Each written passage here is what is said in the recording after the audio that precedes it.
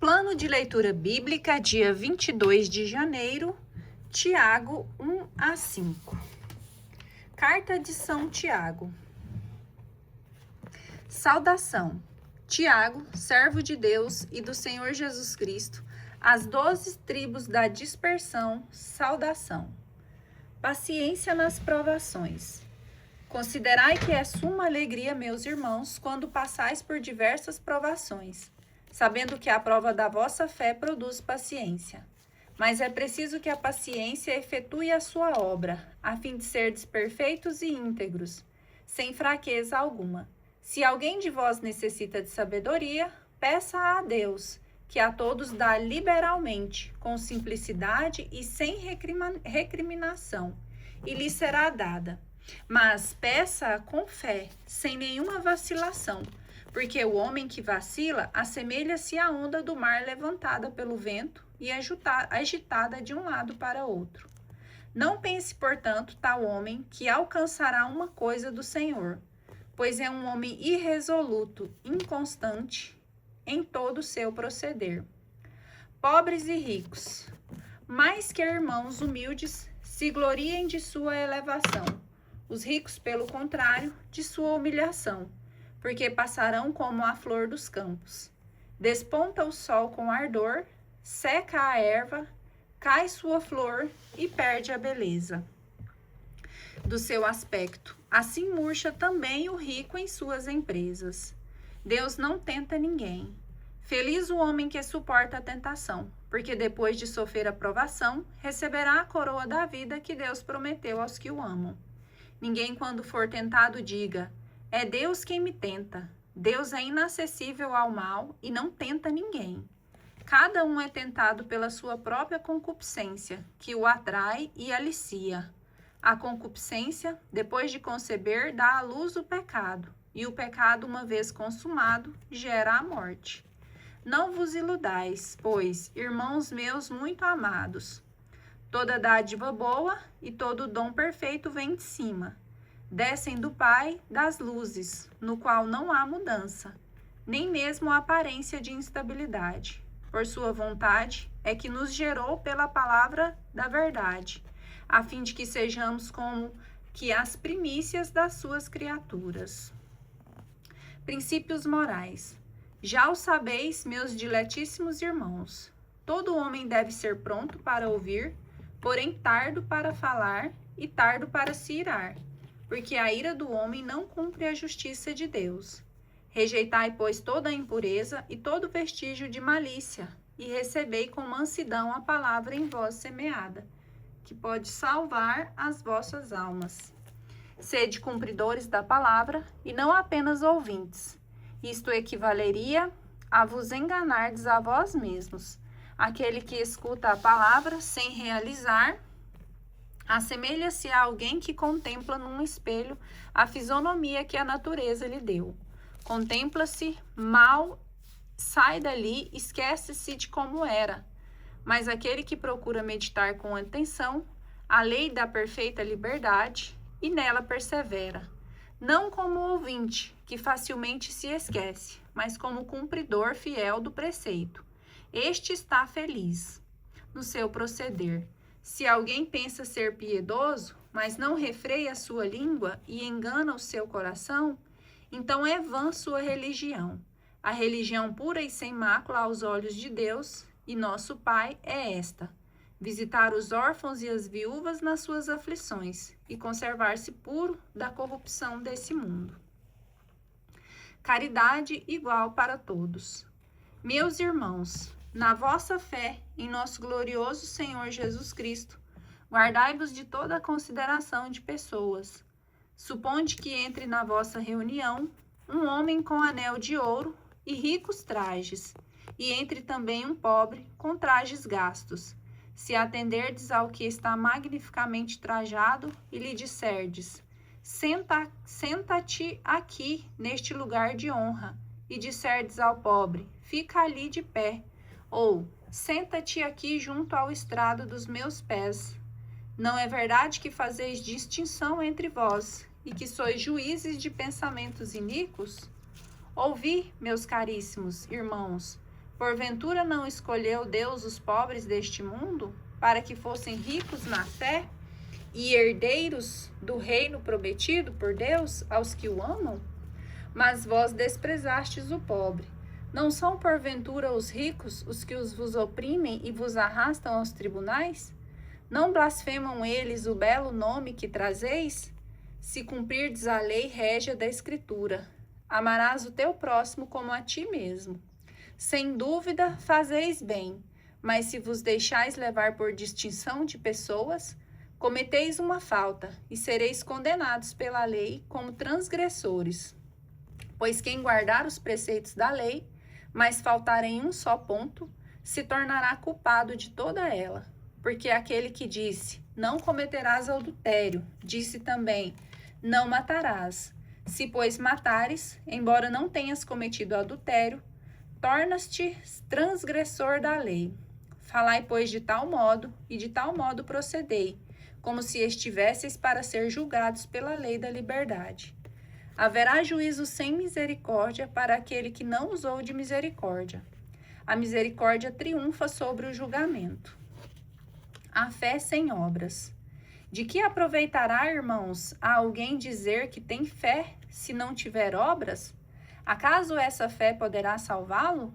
Se a um irmão ou a uma irmã faltarem roupas e o alimento cotidiano, e algum de vós lhes disser, ide em paz, aquecei-vos e fartai-vos, mas não lhes der o necessário para o corpo, de que lhes aproveitará? Assim também a fé, se não tiver obras, é morta em si mesma. Mas alguém dirá, tu tens fé e eu tenho obras. Mostra-me a tua fé sem obras, e eu te mostrarei a minha fé pelas minhas obras. Crês que há um só Deus? Fazes bem. Também os demônios creem e tremem. Queres ver, ó homem, vão, como a fé sem obras é estéril? Abraão, nosso pai, não foi justificado pelas obras, oferecendo seu filho Isaque sobre o altar? Vês como a fé coopera com as suas obras, e era completada por elas. Assim se cumpriu a escritura que diz, Abraão creu em Deus, e isso lhe foi tido em conta de justiça, e foi chamado amigo de Deus. Vedes como o homem é justificado pelas obras, e não somente pela fé. Do mesmo modo, Raabe, a meretriz, não foi ela justificada pelas obras, por ter recebido os mensageiros e os ter feito sair por outro caminho? Assim como o corpo sem alma é morto, assim também a fé sem obras é morta. 3. Pecados contra a língua. Meus irmãos, não haja muitos entre vós a se arvorar em mestre. Sabeis que seremos julgados mais severamente, porque todos nós caímos em muitos pontos. Se alguém não cair por palavra, este é um homem perfeito, capaz de refrear todo o seu corpo. Quando pomos o freio na boca dos cavalos para que nos obedeçam, governamos também todo o seu corpo. Vede também os navios. Por grandes que sejam, e embora agitados por ventos impetuosos, são governados com um pequeno leme à vontade do piloto. Assim também, a língua é um pequeno membro, mas pode gloriar-se de grandes coisas. Considerai como uma pequena chama pode incendiar uma grande floresta. Também a língua é um fogo, um mundo de iniquidade. A língua está entre nossos membros e contamina todo o corpo, e sendo inflamada pelo inferno, incendeia o curso da nossa vida. Todas as espécies de feras selvagens, de aves, de répteis e de peixes do mar se domam e têm sido domadas pela espécie humana. A língua, porém, nenhum homem a pode domar. É um mal irrequieto, cheia de veneno mortífero. Com ela bendizemos o Senhor nosso Pai, e com ela amaldiçoamos os homens, feito à semelhança de Deus. De uma mesma boca procedem a bênção e a maldição. Não convém, meus irmãos, que seja assim. Porventura, lança uma fonte para a mesma bica de água doce e a água amargosa? Acaso, meus irmãos, pode colocar a figueira dar azeitonas ou a videira dar figos? Do mesmo modo, a fonte de água salobra não pode dar água doce. a verdadeira sabedoria. Quem dentre vós é sábio e inteligente? Mostre com um bom proceder as suas obras repassadas de doçura e de sabedoria. Mas se tendes no coração um ciúme amargo e gosto pelas contendas, não vos glorieis nem mintais contra a verdade.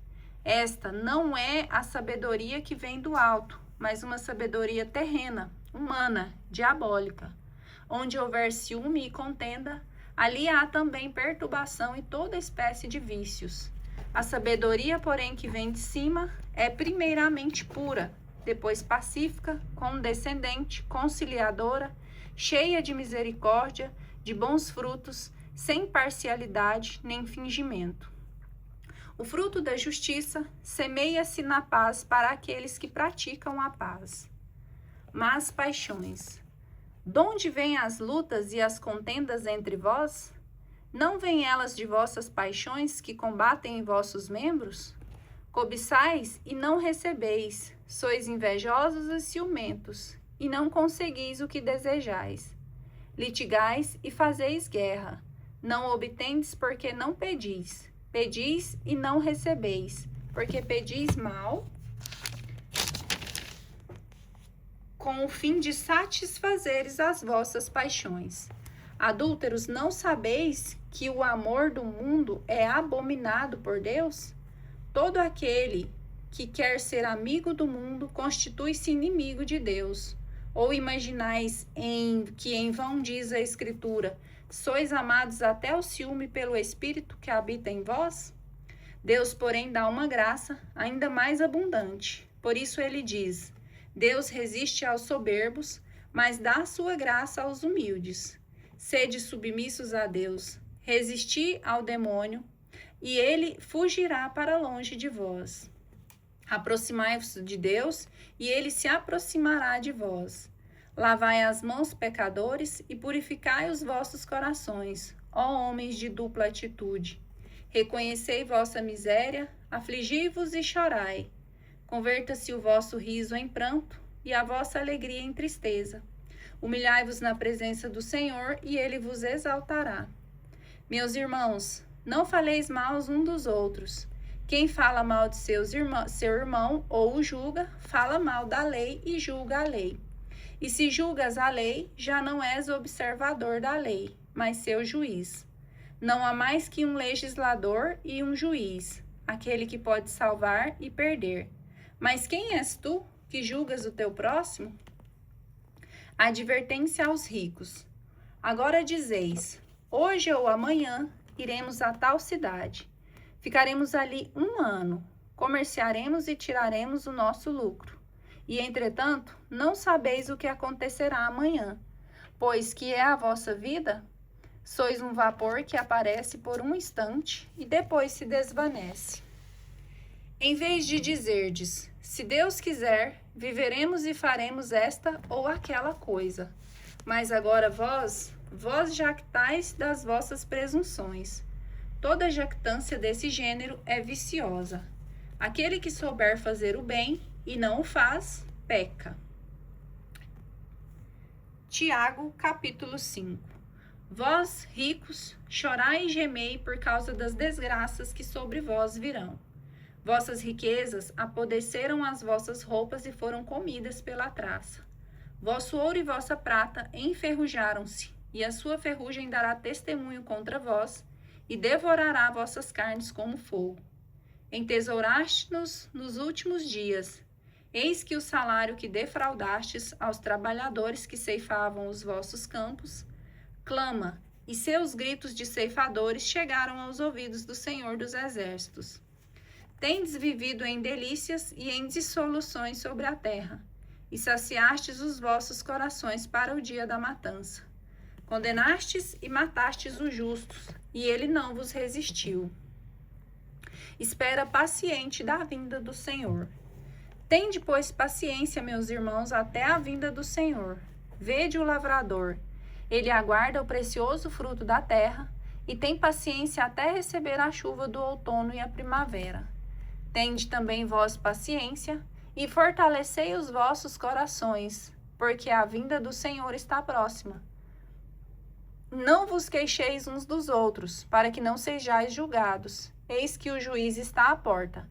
Tomai, irmãos, por modelo de paciência e de coragem os profetas, que falaram em nome do Senhor. Vós sabeis que felicitamos os que suportam os sofrimentos de Jó. Vós conheceis o fim em que o Senhor o colocou, porque o Senhor é misericordioso e compassivo. Antes de mais nada, meus irmãos, abstende-vos de jurar. Não jureis nem pelo céu nem pela terra, nem empregueis qualquer outra fórmula de juramento. Que vosso sim seja sim, que vosso não seja não. Assim não caireis no golpe do julgamento. Unção dos doentes. Alguém entre vós está triste? Reze. Está alegre? Cante. Está alguém enfermo? Chame os sacerdotes da igreja, e estes façam a oração sobre ele, ungindo-o com óleo em nome do Senhor. A oração da fé salvará o enfermo, e o Senhor o restabelecerá. Se ele cometeu pecados, lhe serão perdoados. Confessai os vossos pecados uns aos outros, e orai uns pelos outros para serdes curados. A oração do justo tem grande eficácia. Elias era um homem pobre, como nós, e orou com fervor, para que não chovesse sobre a terra. E por 3 anos e 6 meses não choveu. Orou de novo, e o céu deu chuva, e a terra deu seu fruto. Meus irmãos, se alguém fizer voltar ao bom caminho, algum de vós que se afastou para longe da verdade, saiba, aquele que fizer um pecador retroceder do seu erro, salvará sua alma da morte e fará desaparecer uma multidão de pecados.